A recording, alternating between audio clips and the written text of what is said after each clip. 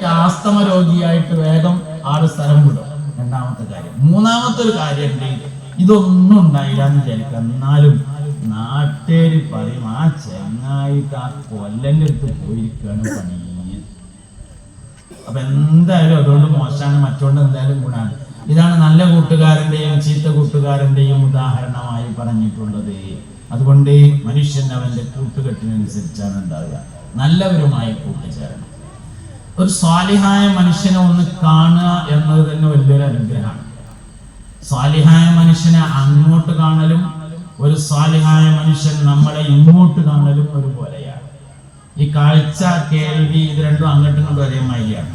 ഒരു നല്ല മനുഷ്യനെ അങ്ങോട്ട് കാണും, ഉമ്മയെ നമ്മൾ അങ്ങോട്ട് കാണുന്നതും ഉമ്മ നമ്മളെ ഇങ്ങോട്ട് കാണുന്നതും ഒരുപോലെയാണ്. ഉസ്താദിനെ നമ്മൾ അങ്ങോട്ട് കാണുന്നതും ഉസ്താദ് നമ്മളെ ഇങ്ങോട്ട് കാണുന്നതും ഒരുപോലെയാണ്. ഇതുപോലെ കേൾവിക്കുണ്ട്. കളവ് പറയാൻ പാടില്ല, നോണ കേൾക്കാനും പാടില്ല. ഗീബത്ത് പറയാൻ പാടില്ല, ഗീബത്ത് പറയുന്നത് കേൾക്കാനും പാടില്ല. രണ്ടൊരേമായി തന്നെ.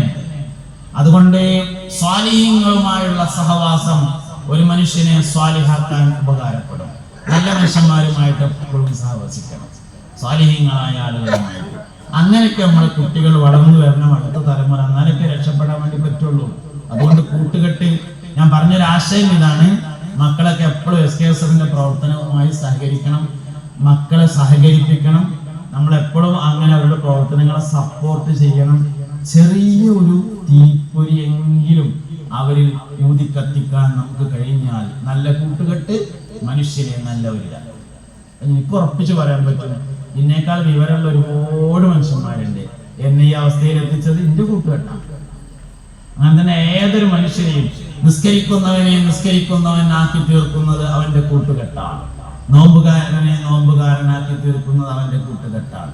തിരിച്ചു അങ്ങനെ തന്നെയാണ്. ലഹരിയുടെ പ്രധാനപ്പെട്ട കാരണം കൂട്ടുകെട്ടാണ്. ഇന്ന് സമൂഹത്തെ ഉത്പാദിപ്പിക്കേണ്ട രണ്ടാമത്തെ ഒരു വിഷയമാണ് ലഹരി. സാമൂഹികമായും വ്യക്തിപരമായും കുടുംബപരമായും ലഹരിയെ നിർമ്മാർജ്ജനം ചെയ്യാൻ വേണ്ടി എല്ലാവരും പരിശ്രമിക്കേണ്ട കാലഘട്ടത്തിലാണ് ഇപ്പൊ നമ്മൾ ജീവിച്ചുകൊണ്ടിരിക്കുന്നത്. ഇതുവരെയൊക്കെ തമാശയൊന്നും ഇപ്പൊ കാര്യത്തിൽ കടന്നിട്ടില്ല. സംഗതി കാര്യത്തിൽ കടന്നു. പണ്ടൊക്കെ ഒരാള് കള്ളുടിയനാവണമെങ്കിൽ കുറെ പ്രാവശ്യം കുടിച്ചിട്ട് റോട്ടുമ്പോ കൂടെ ഇങ്ങനെ ആടുമ്പോ ആൾക്കാർ പറയുമ്പോൾ കള്ളുടിയനാണ്. ഇന്ന് ഒറ്റത്തവണ ഉപയോഗിച്ചാൽ തന്നെ അഡിക്ഷൻ ഉണ്ടാകുന്ന ലഹരി പദാർത്ഥങ്ങളാണ് നിലവിലുള്ളത്. സിന്തറ്റിക് ലഹരി പദാർത്ഥങ്ങൾ എന്ന് പറയും, കെമിക്കലുകൾ. അതാണ് കിട്ടുന്നത്. അതുകൊണ്ട് എന്താ നമ്മൾ ചെയ്യേണ്ടത്? 3 കാര്യങ്ങളെ എല്ലാവരും സൂക്ഷിക്കണം. 3 കാര്യങ്ങൾ. 1, കുടുംബപരമായും വ്യക്തിപരമായും സാമൂഹികമായും ലഹരിയുടെ അടയാളങ്ങളെ നിരീക്ഷിക്കണം. ലഹരി ഉപയോഗിക്കുന്നതിന് അടയാളം ഉണ്ടാവും. നല്ല കാര്യങ്ങൾക്കും അടയാളമുണ്ട്, ചീത്ത കാര്യങ്ങൾക്കും അടയാളമുണ്ട്.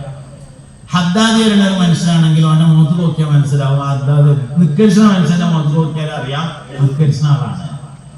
എല്ലാത്തിനും അടയാളം ഉണ്ടാവും. അടയാളമില്ലാത്തൊരു കാര്യമില്ല എന്നുള്ളതാണ്. ദുനിയാവിലുണ്ട്, ആഖിറത്തിലുണ്ട്.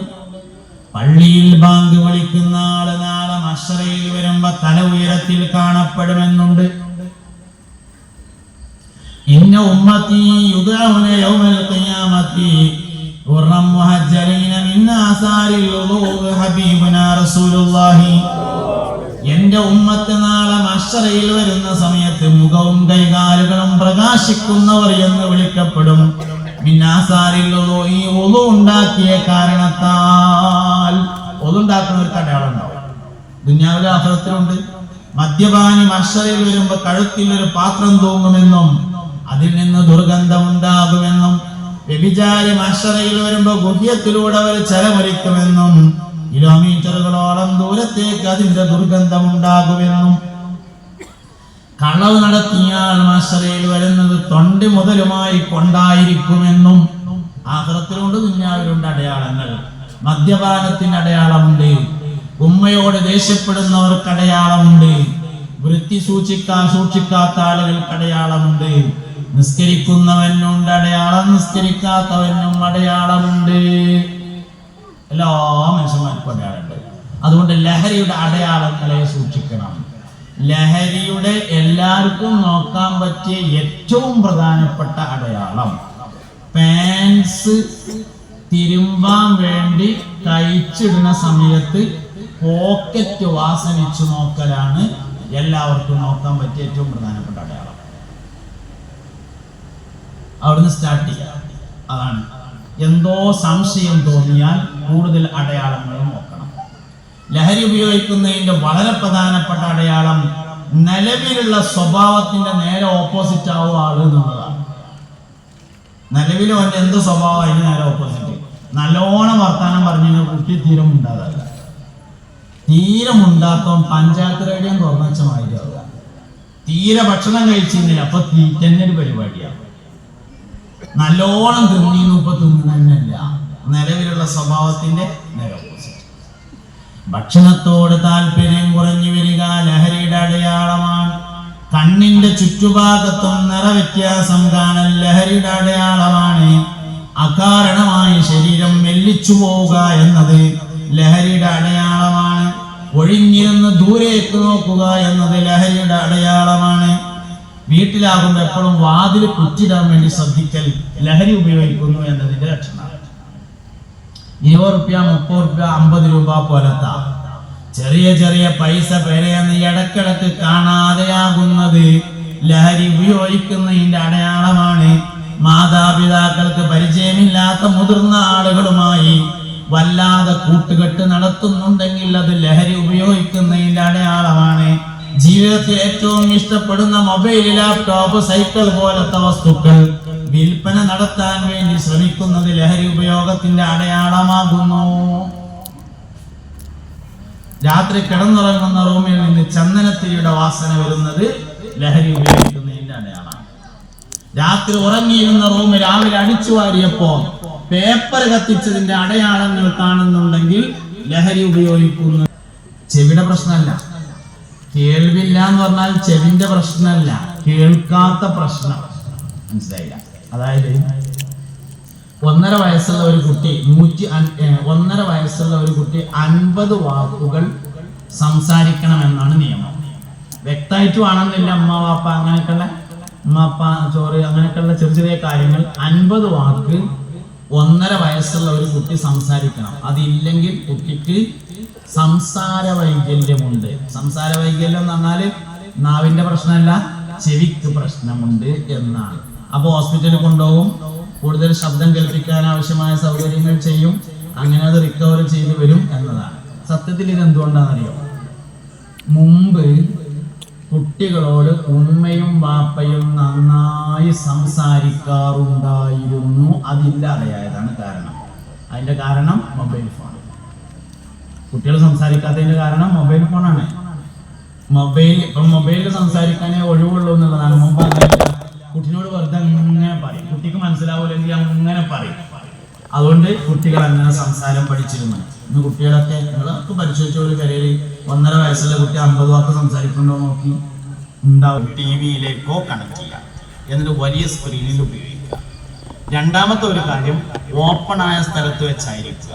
സ്വകാര്യമായ ക്ലോസ്ഡ് ആയ റൂമിലാകരുത്. ഡൈനിങ് ഹാള്, ലിവിംഗ് റൂം തുടങ്ങിയ ഓപ്പൺ ആയ സ്ഥലത്ത് വെച്ചായിരിക്കുക. മൂന്നാമത്തെ ഒരു കാര്യം, ഉപയോഗിക്കാൻ സമയം നിശ്ചയിക്കുക. ഉപയോഗിക്കണ്ട എന്ന് പറയണ്ട, പ്രായോഗികമല്ല. സമയം നിശ്ചയിക്കുക എന്നുള്ളതാണ് പ്രായോഗികം. അപ്പൊ 3 കാര്യങ്ങൾ എന്തായാലും സൂക്ഷിക്കണം. 1, ബിഗ് സ്ക്രീൻ, വലിയ സ്ക്രീനിൽ ഉപയോഗിക്കുക. 2, ഓപ്പൺ ആയ സ്ഥലത്തായിരിക്കുക. 3-ാമത്തേത് ഉപയോഗത്തിന് സമയം നിശ്ചയിക്കുക. അങ്ങനെ അപ്പൊ എന്താ ഞാൻ പറഞ്ഞുകൊണ്ടിരിക്കുന്നത് വെച്ചാല് ഡി അഡിക്ഷൻ സെന്ററിൽ കൊണ്ടുപോകണം. ചിലപ്പോൾ കൗൺസിലിംഗ് കൊണ്ട് മാറിയേക്കാം, ചിലപ്പോഴാണ്, വളരെ ചിലപ്പോഴാണ്. മുമ്പൊക്കെ ലഹരി ഉപയോഗിക്കുകയാണെങ്കിൽ കൗൺസിലിംഗ് മതിയായിരുന്നു. പക്ഷെ ഇപ്പോൾ നിലവിൽ പുതിയ ലഹരി വസ്തുക്കൾക്കൊന്നും കൗൺസിലിംഗ് മതിയാവില്ല, മരുന്ന് നൽകേണ്ടി വരും. ആ മരുന്നിനാണെങ്കിലോ വലിയ പൈസ കൊടുക്കണം. പക്ഷെ എന്താ ചെയ്യാ? കൊടുക്കല്ലാതെ മരുന്ന് കൊടുത്ത്. ഇന്ന് ലഹരിയുടെ അഡിക്ഷൻ എന്ന് പറയുന്നത് ചികിത്സിച്ച് മാറ്റാൻ കഴിയുന്ന അസുഖമാണ്. അതാണ് രണ്ടാമത്തെ കാര്യം, ചികിത്സിച്ച് മാറ്റണം. മൂന്നാമത്തെ ഒരു കാര്യം കൂടിയുണ്ട്. ലഹരിയുടെ ഉപയോഗം എന്ന് പറയുന്നത് പൈശാചിക പ്രവർത്തനമാണ്. ഇന്നമൽ ഖംറു വൽ മൈസിറു വൽ അൻസാബു വൽ അസ്ലാമു റിജ്സും മിൻ അമലി ശൈത്താൻ. പൈശാചിക പ്രവർത്തനമാണ്. പൈശാചിക പ്രവർത്തനങ്ങൾക്ക് ഒരു പ്രത്യേകതയുണ്ട്, അത് മടങ്ങി വരുന്നതാണ് എന്നതാണ് പ്രത്യേകത. അതുകൊണ്ട് മടങ്ങി വരാതിരിക്കാൻ ആവശ്യമായ 3 മുൻകരുതൽ സ്വീകരിക്കണം. മടങ്ങി വരാതിരിക്കാൻ ആവശ്യമായ 3 മുൻകരുതൽ. ഇതിലൊരു സംഗതി ഉണ്ട്, എന്താ വെച്ചാല് നിസ്കരിക്കുന്ന ആള് എവിടെ ചെന്നാലും നിസ്കാരപ്പള്ളിയെ കാണാം. ചില ആൾക്കാരുണ്ടാവും ചായ കുടിയിൽ വലിയ താല്പര്യമുള്ള ആൾക്കാർ. എൻ്റെ ഉപ്പയൊക്കെ അങ്ങനെയായിരുന്നു, ചായ കുടി. ഏത് സ്ഥലത്ത് ചെന്നാലും ചായപ്പീടിയ വേഗം കാണും. ആ വളവിലൊരു ചായപ്പീടിയ ഉണ്ട് അറിയാം. അങ്ങനെയാണ് കള്ളുടിയന്മാരെ എവിടെ ചെന്നാലും കള്ളു ഷാപ്പ കാണാം. അതാണ് ഈ സംഗതി. അപ്പോ ഇത് വേഗം മടങ്ങി വരാൻ സാധ്യത ഉള്ളതാണ്. അതുകൊണ്ട് 3 സൂക്ഷ്മത ആ വിഷയത്തിൽ പാലിക്കണം. ഒന്നാമത്തെ കാര്യം, എവിടെ നിന്നാണോ ഈ മുസീബത്ത് പിടികൂടിയത് ആ സ്ഥലത്തേക്ക് ഇനി ഒരിക്കലും പറഞ്ഞേക്കാതിരിക്കണം. എത്ര ഉറുപ്പിന്റെ നഷ്ടം ഉണ്ടായാലും ശരി, ഏത് കോളേജിലെ സീറ്റ് പോയാലും ശരി, ഏത് ഹോസ്റ്റലിൽ നിൽക്കാൻ പറ്റിയില്ലെങ്കിലും ശരി, ഏത് കുവൈത്തത്തെ വിസ ക്യാൻസലാക്കേണ്ടി വന്നാലും ശരി, ആ വൈക്ക് പോയാൽ രണ്ടാമത് പിടികൂടുക സാധനം തുടങ്ങിയോടത്തേക്ക്. അതുകൊണ്ട് എവിടുന്ന ഈ മുസീബത്ത് ആരംഭിച്ചത് ആ സ്ഥലത്തേക്ക് പറഞ്ഞേക്കാതിരിക്കണം. ഒന്ന്. രണ്ടാമത്തെ കാര്യം, ഒന്നാമത്തെ കാര്യം അതാണ്, എവിടുന്നാണോ തുടങ്ങിയത് അങ്ങോട്ട് പറഞ്ഞേക്കുന്നത്. രണ്ടാമത്തെ ഒരു കാര്യം, ലഹരിയുടെ ഉപയോഗം മനുഷ്യരിൽ പിടികൂടുന്നതിന്റെ ഒരു കാരണം ഒഴിവ് സമയമുണ്ടായി എന്നതാണ്. അതുകൊണ്ട് ഇങ്ങനെയുള്ള ആളുകളെ മുഴുസമയം എൻഗേജ് ചെയ്യിക്കണം. എവിടെയെങ്കിലും ഒരു പീടിയിൽ നിർത്തുക, പഠിക്കാൻ പോവുകയാണെങ്കിൽ ബാക്കി സമയം എവിടെയെങ്കിലും പീടിയിൽ ഇങ്ങനെ മുഴുസമയം എൻഗേജ് ചെയ്യിക്കണം. ഒഴിവ് സമയം ലഹരിയുടെ പ്രധാനപ്പെട്ട കാരണമാണ്. അതുകൊണ്ട് മൂന്നാമത്തെ കാര്യം, ചീത്ത കൂട്ടുകെട്ടിലേക്ക് പോകാതിരിക്കാൻ നല്ല കൂട്ടുകെട്ടിനെ പരിചയപ്പെടുത്തണം. മനുഷ്യന് എന്തായാലും കൂട്ടുകെട്ട് ആവശ്യമാണ്. മനുഷ്യൻ ഒറ്റയ്ക്ക് ജീവിക്കാൻ കഴിയൂല. വേറെ പല ജീവികൾക്കും ഒറ്റയ്ക്ക് ജീവിക്കാൻ കഴിയും, മനുഷ്യന് ഒറ്റയ്ക്ക് ജീവിക്കാൻ കഴിയില്ല. അതുകൊണ്ട് മനുഷ്യൻ സാമൂഹികമായ ജീവിയാണ്. അതുകൊണ്ട് തന്നെ നല്ല കൂട്ടുകെട്ടിലേക്ക് തിരിച്ചില്ലെങ്കിൽ ചീത്ത കൂട്ടുകെട്ടിലേക്ക് മടങ്ങിപ്പോകും. ഈ 3 കാര്യങ്ങൾ ചെയ്തു കൊടുത്തെങ്കിൽ മാത്രമാണ് ലഹരിയിൽ നിന്ന് മോചിപ്പിക്കാൻ കഴിയുക. അതുകൊണ്ട് വ്യക്തിപരമായും സാമൂഹികമായും കുടുംബപരമായും ലഹരിയുടെ ഉപയോഗത്തെ നിർമ്മാർജ്ജനം ചെയ്യുന്നതിന് എല്ലാവരും പരിശ്രമിക്കേണ്ടതുണ്ട്. പുതിയ തലമുറയെ ഭയപ്പെട്ടത് കൊണ്ട് കാര്യമില്ല, നമ്മൾ നല്ലോണം സൂക്ഷിച്ച് നിരീക്ഷിച്ച് മുന്നോട്ട് കൊണ്ടുപോവുകയാണ് വേണ്ടത്. 5 സംരക്ഷണങ്ങൾ മക്കൾക്ക് ഏർപ്പെടുത്തണമെന്നാണ്. 1 ഈമാന്റെ ഞാൻ പറഞ്ഞു. 2 ഇൽമിന്റെ സംരക്ഷണമാണ്. ഇൽമ സംരക്ഷിക്കുക എന്ന് പറഞ്ഞാൽ ഒരാൾക്ക് ഭൗതിക തലം ഉയർന്നു വരുന്നതിനനുസരിച്ച് അയാളുടെ ആത്മീയ തലത്തെയും ഉയർത്തിക്കൊണ്ടുവരുന്നതിനാണ് ഇൽമിന്റെ സംരക്ഷണം എന്ന് പറയുന്നത്. ഭൗതികമായി ഒരാൾ എത്രത്തോളം ഉയരുന്നുണ്ടോ അതിനനുസരിച്ച് ആത്മീയമായി ഉയരണം. ഞാൻ ഈ പറഞ്ഞ നിങ്ങൾക്ക് മനസ്സിലാകുന്നുണ്ടോ എന്നറിയില്ല. അറിയില്ലെങ്കിൽ ഒന്നും അറിയണ്ട, ഒരു കുഴപ്പമുണ്ടാവില്ല. അതിൻ്റെ അർത്ഥം ഞാൻ ഇൽമിനെതിരാണെന്ന് പഠിക്കേണ്ടെന്ന അഭിപ്രായം ഉണ്ടെന്നല്ല കേട്ടോ. നല്ലോണം പഠിക്കണം എന്നുള്ള അഭിപ്രായക്കാരെ ഞാൻ. പക്ഷെ ഒരാൾക്ക് ഒന്നും അറിയില്ല എന്ന് വെക്കുക. ഒരാൾക്ക് തെങ്ങുമ്മ കയറാനും അറിയാം, കവുങ്ങുമ്മ കയറാനും അറിയാം, തെങ്ങിന്റെ തടം തുറക്കാനറിയാം, അയക്ക് തോല് വെട്ടിയിട്ട് ഇടാനറിയാം. ഇതൊക്കെയാണ് ഇപ്പോൾ ഒരാൾക്ക് അറിയുന്നത്. ഒരീസം തെങ്ങിന്റെ ചോട്ടിൽ തോലിടൽ കഴിഞ്ഞിട്ട് ഒരു നല്ല പുളിങ്കൊമ്പ് കിട്ടിയപ്പോൾ അത് എടുത്തുങ്ങാണ്ട് ഇങ്ങനെ വരുമ്പോൾ ഓൻ്റെ അടുത്ത് എന്നിട്ട് ചോദിച്ചു, എടാ അള്ളുണ്ട് എന്നതിൻ്റെ തെളിവ് എന്താന്ന് ചോദിച്ചാൽ ആ പുളിങ്കൊമ്പ് ഇങ്ങനെ നേരെ പിടിച്ചിട്ട് ദേശം അടുത്തേക്ക് വാനക്കി അപ്പോൾ കാണിച്ചു തരാറ്. ഓനൊന്നും അറിയില്ല, ഓൻ്റെ ഈമാനും പോകില്ല. ഈമാൻ പോയതൊക്കെ വിവരമുള്ള വലിയ വലിയ മനുഷ്യന്മാരുടെ എന്താ കാര്യം? ഭൗതികമായ തലം ഉയരുകയും അതിനനുസരിച്ച് ആത്മീയമായ തലം ഉയരാതിരിക്കുകയും ചെയ്തു. ഇതാണ് സംഗതി. 50 കുട്ടികൾ മദ്രസയിലെ 1ാം ക്ലാസ് ചേർന്നാലേ, ഇന്നലെ ഞാനൊരു പരിപാടിക്ക് പോയ സ്ഥലത്ത് വലിയ മദ്രസ 3 നിലയുള്ളേ. ഇവിടെ എത്ര വരെ മാർക്സ് ഉണ്ട് എന്ന് ചോദിച്ചു. +2 വരെ ഉണ്ട് എന്ന് പറഞ്ഞു. +2 എത്ര കുട്ടിയാണ്? ഒരു കുട്ടി. അത് ഇക്കൊല്ലം തുറന്നിട്ട് വന്നിട്ടുമില്ല. +1 എത്ര ഉണ്ട് എന്ന് ചോദിച്ചു. +1 9 കുട്ടികളുണ്ട് പറഞ്ഞു. 1ാം ക്ലാസ്സിൽ എത്ര? 1ാം ക്ലാസ്സിൽ 55 കുട്ടികൾ. 1ാം ക്ലാസ്സിൽ 50 കുട്ടികൾ ചേർന്നിട്ടേ 5ാം ക്ലാസ്സിൽ എത്തുമ്പോഴേക്ക് അത് 40, 7ാം ക്ലാസ്സിലാവുമ്പോഴേക്കും 30, 10ാം ക്ലാസ്സിലാവുമ്പോഴേക്ക് 15, 11ാം ക്ലാസ്സിക്ക് 9, 12ാം ക്ലാസ്സിൽ 1. ശിശുമരണം കേരളത്തിൽ വളരെ കുറവാണ്. നിങ്ങൾക്ക് മനസ്സിലായില്ല? വേണ്ടെന്ന് വെച്ചാൽ തന്നെയാണ്, അല്ലാതെ മരിച്ചു പോയതല്ല. 12 വയസ്സ് 13 വയസ്സാകുമ്പോഴേക്ക് നമ്മളെ കുട്ടിക്ക് 2 സർട്ടിഫിക്കറ്റ് കിട്ടും. ഒന്ന് 5ാം ക്ലാസ്സിലെ സർട്ടിഫിക്കറ്റും, ഒന്ന് 7ലെ സർട്ടിഫിക്കറ്റും. അത്യാവശ്യം ചോരുമ്പ തൂക്കാൻ മാത്രം ആയതിനാൽ നമ്മൾ പഠനം അവസാനിപ്പിച്ചു എന്നതാണ് പ്രശ്നം. വിദ്യാഭ്യാസം കൂടി ഞാൻ 6ക്ക് ആക്കുന്നുണ്ട്, ആയിട്ടില്ല, ആകും. 1 കൊല്ലം കൂടി കിട്ടുമല്ലോ. ഈ സർട്ടിഫിക്കറ്റാണ് വാങ്ങിയാൽ പിന്നെ പോവുകയാണേ, 1 കൊല്ലം കൂടിയും കിട്ടുമല്ലോ എന്ന് എഴുതിയിട്ട് തന്നെ സംഗതി. അതുകൊണ്ട് ശരിക്കും ഒരു കുട്ടി ഞാൻ പഠിക്കുന്നത് എനിക്ക് വേണ്ടിയാണെന്ന് ചിന്തിക്കണമെങ്കിൽ 13 വയസ്സാകണമെന്നാണ്, 12 വയസ്സ് കഴിയണമെന്നാണ്. അപ്പോഴേക്കും മതപഠനം അവസാനിച്ചു. പിന്നെ വല്യപ്പ കൊരങ്ങനാണ് എന്ന് പഠിക്കുകയാണ്, മറുപടി ഇല്ല, കാണാൻ ആളുമില്ല, ചോദിക്കാനും പറയാനും ആരുമില്ല. അങ്ങനെ അപ്പൊ അതുകൊണ്ട് ഭൗതിക തലം ഉയരുന്നതിനനുസരിച്ച് ആത്മീയ തലം ഉയരണം. അതിന് എത്രയാണോ ഭൗതിക തലം ഉയർത്തുന്നത് അതിനനുസരിച്ച് ദീനുമായിട്ട് ചെറിയൊരു ബന്ധം വേണ്ട. വെള്ളിയാഴ്ചത്തെ വേദെങ്കിലും മുടങ്ങാതെ കേട്ടാലും മതി, അതുണ്ടാവില്ല. വെള്ളിയാഴ്ചത്തെ പള്ളിക്കത്തെ നസീഹത്തെങ്കിലും മുടങ്ങാതെ കേട്ടാലും മതി. പക്ഷെ അതും ഉണ്ടാവില്ല എന്നുള്ളതാണ്. എല്ലാം തേഞ്ഞവരായി മാറും എന്നതാണ് സംഗതി. അതിനകത്ത് നമുക്ക് പഠിക്കാനില്ലല്ലോ എന്നാണ്. പഠിക്കാനില്ല, ഒന്നും പഠിക്കണില്ലെങ്കിൽ. പഠിക്കാണ്ട് ഒരാൾ പഠിക്കുക തന്നെയാണെങ്കിൽ ആ സംഗതി. അപ്പൊ ഇൽമിന്റെ സംരക്ഷണം. മൂന്നാമത്തേത് സ്വഭാവത്തിന്റെ സംരക്ഷണമാണ്. സ്വഭാവം എല്ലാ കാര്യങ്ങളും എഴുതി പഠിക്കാൻ, പരീക്ഷ ചെയ്തൊക്കെ പഠിക്കാൻ പറ്റും. സ്വഭാവം മാത്രം കണ്ടുപഠിക്കാൻ മാത്രമേ കഴിയുള്ളൂ. മുതിർന്നവരുടെ സ്വഭാവം കണ്ട് പിന്നീടുള്ളവർ, വലിയ തലമുറയുടെ സ്വഭാവം കണ്ട് പുതിയ തലമുറ പഠിക്കുന്നു. വാപ്പാന്റെയും ഉമ്മാന്റെയും സ്വഭാവം കണ്ട് മക്കൾ സ്വഭാവത്തെ പഠിക്കുന്നു. നാലാമത്തേത് ബുദ്ധിയുടെ സംരക്ഷണമാണ്. ബുദ്ധി സംരക്ഷിക്കാൻ ഒറ്റ കാര്യം ചെയ്താൽ മതി, ലഹരിയുടെ ഉപയോഗം ഇല്ലാതിരുന്നാൽ മതി. നല്ല ബുദ്ധി ഉണ്ടാവും. ലഹരിയുടെ ഉപയോഗമാണ് ബുദ്ധിയെ തകർക്കുന്നത്. അഞ്ചാമത്തെ കാര്യം സമ്പത്തിന്റെ സംരക്ഷണമാണ്. മുതൽ സംരക്ഷിക്കണം. സമ്പത്ത് സംരക്ഷിക്കപ്പെടണമെങ്കിൽ ദാനം ശീലമാക്കണം. പ്രവർത്തകർ ബക്കറ്റേറ്റ് വരും, ഞാനത് പറയാൻ വിട്ടുപോയതാണ്. അതിൻ്റെ ഇടയിൽ സംഘാടകർ ബക്കറ്റുമായി വരും. എല്ലാവരും അവരെ കാര്യമായി സഹായിക്കണം. പൈസ എടുക്കി, പൈസ എടുത്ത് കയ്യിൽ പിടിക്കി, ബാക്കി വേദന എന്നിട്ടേ ഉള്ളൂ. പെണ്ണുങ്ങളൊക്കെ എല്ലാവരും പൈസ കൊടുക്കുന്നുണ്ടാവും, കൊടുക്കുന്നുണ്ടാവും, കൊണ്ടുവരാതിരിക്കില്ല.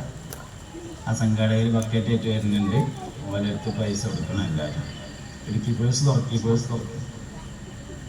കുറച്ച് വലിയ നോട്ടാണ് എടുത്തോളി, ഉള്ളതിനനുസരിച്ച്. സ്റ്റേജുമാരത്തിലൊക്കെ ഉണ്ടെങ്കിൽ മേടിച്ചോളി, ഇന്ത്യ ഒന്നും മേടിച്ചണ്ട.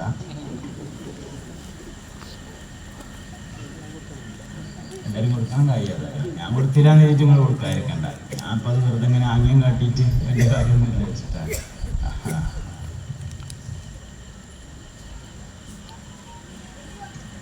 അപ്പം ഇൻഷാ അല്ലാഹ് ഈ മുൻഭാഗം നിങ്ങൾ വേഗം പിരിച്ചാൽ നമുക്ക് വേദാണ് പറയാം.